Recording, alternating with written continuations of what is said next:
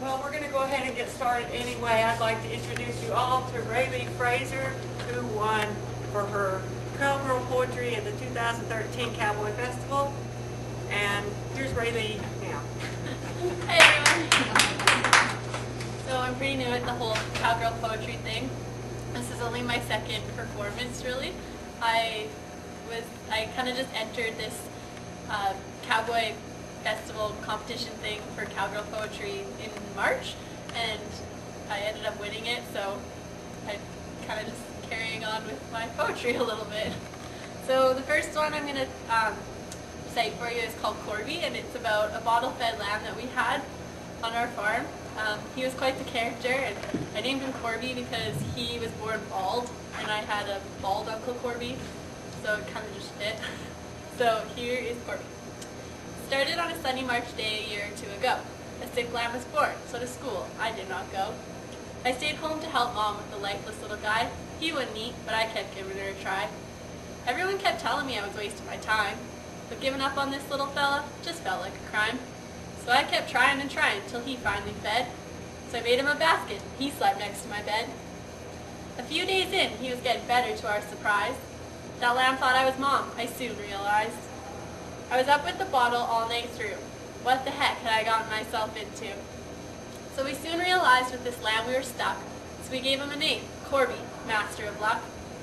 You see, the funny thing about Corby is he didn't think he was a sheep. Up on the deck with the dogs is where he'd sleep. His baa wasn't quite a baa, more like a bark. He'd run away to the neighbors and come home after dark. That Corby sheep, he had no respect for barbed wire. He'd come and go through fences whenever he desired. He liked to sleep in the garden and ruin the flower bed. That's what Dad would say. We should have knocked him on the head.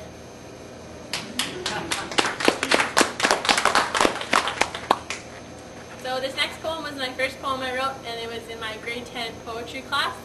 And I was supposed to choose like a article of clothing or something that just kind of represented who I was, so I chose to write about my riding boots.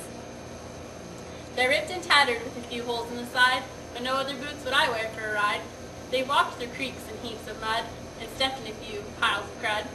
Those old boots have walked many miles in a grind, like that time that old mare left me behind. You can put me in sneakers, sandals, or heels, but nothing can compare to how those boots feel. Some might say it's time for a new pair, but finding boots so perfect is something too rare. My old ragged boots, they're much more than just a shoe, because when I wear my boots, my true colors shine through.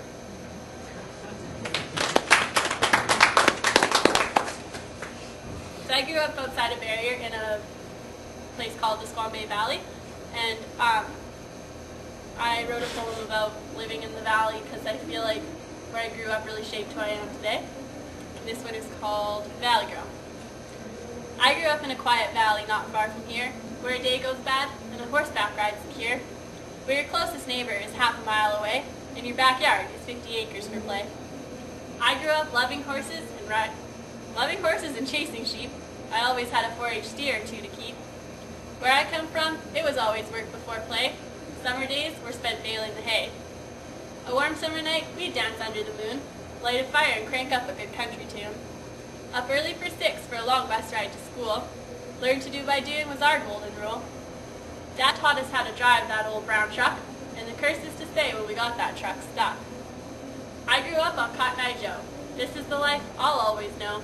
Not the life for me, some city folk might say, but this country girl would have it no other way.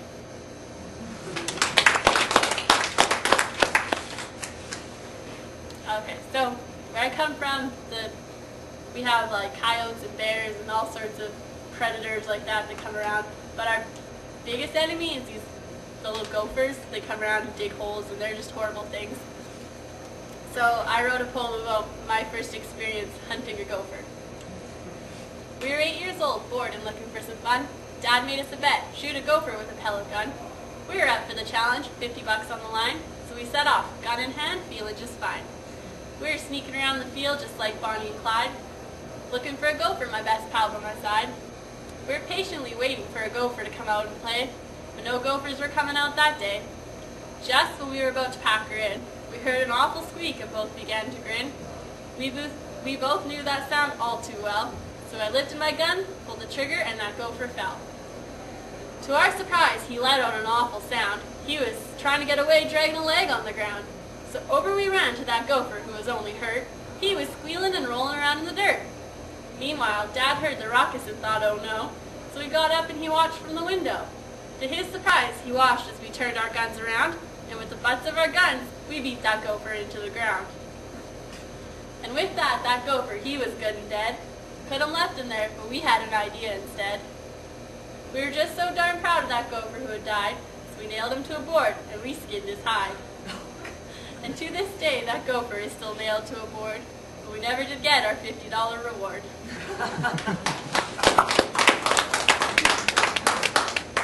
All right, my last poem is about my horse. Okay. She's kind of a stubborn horse, but I love her, and this is my poem about Whitaker. Let me tell you a little bit about my old mare. If you ask my dad, he'd tell you we're the perfect pair. At first glance, she looks awfully kind, but get up in that saddle, you'd soon change your mind. When you're all ready to go, she just wants to go slow. When it's time to slow down, she'll stomp her feet on the ground. How about that time I thought hunting horseback would be fun? Well, I'll tell you, that mare, she stepped on my gun. She's quite the princess if you ask me. If you see her near a creek, I think you'd agree. Play tug-of-war with that mare for an hour, I bet. No way she'd step in that creek and get her feet wet. Now, fellas, I'm sure you're all familiar with PMS, but I can assure you, my mare does crazy female the best. While riding through the trees, I ought to keep my eyes peeled. She'll knock me off with a branch and make a run for the field. I've got scars to prove how mean she can be, but the bumps and bruises, they're all worth it, you see. That old mare, she may be a pain in my behind, but I love her all the same, because we're two of a kind. She's the one you fell off of? No, she's the one that didn't break my arm. That was the new one that did that.